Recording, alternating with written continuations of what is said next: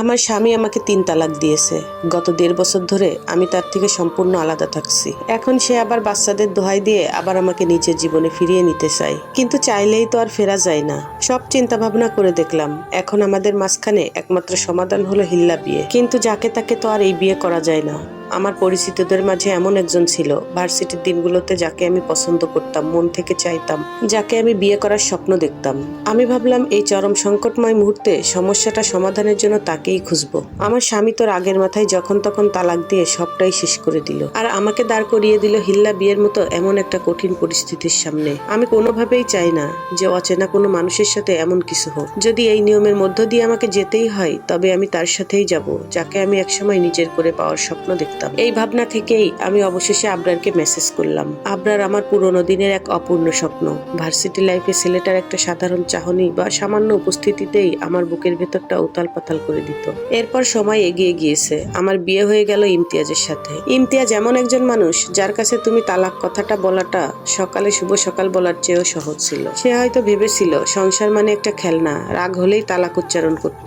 একদিন সত্যি 3য় তালাকটা তার মুখ থেকে বেরিয়ে গেল। আমি বাবার বাড়িতে ফিরে এলাম। আমার সঙ্গে ছিল নিষ্পাপ সন্তানগুলো, যাদের কোনো দোষ নেই। গত 1.5 বছর ধরে ইমতিয়াজ আমাকে ফিরিয়ে নেওয়ার চেষ্টা করছে। বারবার বলছে বাচ্চাদের মুখের দিকে তাকিয়ে ফিরে এসো, কিন্তু নিয়ম অনুযায়ী হিল্লা ছাড়া তার কাছে আমার ফিরে যাওয়ার কোনো বৈধ পথ নেই। আমিও বাচ্চাদের কথা চিন্তা করে তার কাছে ফিরে যেতে চাই।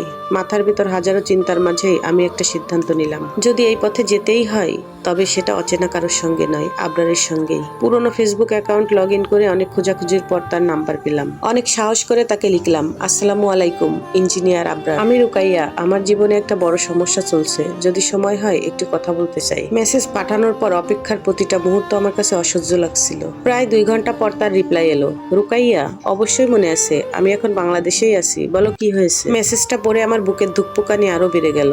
আমি লিখলাম, বিষয়টা খুব ব্যক্তিগত, যদি সময় দিতে পারো দেখা করে বলতে চাই। সেও রাজি হয়ে গেল। পরদিন বিকেলে হাতিরঝিলের একটা নিরিবিলি ক্যাফেতে দেখা করার সিদ্ধান্ত হলো। সারা রাত আমি এক মুহূর্ত ঘুমাতে পারিনি। পরদিন খুব যত্ন করে শাড়ি পরে নির্ধারিত সময়ের আগেই ক্যাফেতে পৌঁছে দিলাম।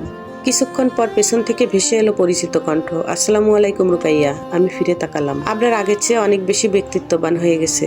সে সামনে বসে মৃদু হেসে বলল, এত বছর পরও তুমি আগের মতোই আছো, তবে তোমার চোখে অনেক কষ্ট দেখছি। আমি আর নিজেকে সামলাতে পারলাম না।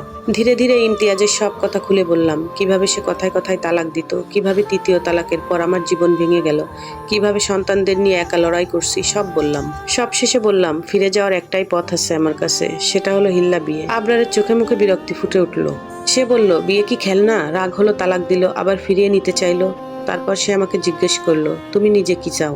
আমি নিচু গলায় বললাম, আমি শুধু আমার সন্তানদের বাবাকে ফিরিয়ে দিতে চাই, কিন্তু কোনো অচেনা মানুষের সঙ্গে এই অপমানজনক পথ পাড়ি দিতে পারবো না। আবরার অনেকক্ষণ চুপ করে রইল, তারপর লেকের দিকে তাকিয়ে গভীরভাবে কিছু ভাবলো। হঠাৎ সে আমার দিকে ফিরে শান্ত গলায় বলল, আচ্ছা, যদি বলি এই সমস্যার একটা সমাধান আমার কাছে আছে। আমি অবাক হয়ে তার দিকে তাকিয়ে রইলাম। সে আবার বলল, সমাধানটা হলো সেই মানুষটা তোমার কাছে অত্যন্ত অচেনা কেউ হবে না। আমার নিঃশ্বাস যেন থেমে গেল। আবরার কি আমার মনের কথাই বুঝে ফেলেছে, নাকি সে সম্পূর্ণ ভিন্ন কোনো সমাধানের কথা বলতে চাচ্ছে? তার পরের কথাটাই হয়তো বদলে দেবে আমাদের দুজনের জীবনের সব হিসাব। গল্পের 2য় পার্টের অপেক্ষায় থাকবেন, ইনশাল্লাহ খুব তাড়াতাড়ি আপলোড করে দিব। একসাথে গল্পগুলো শেয়ার করতে গেলে ভিডিওগুলো অনেক বেশি বড় হয়ে যায়, তাতে আপনাদের কাছেই বিরক্ত লাগতে পারে।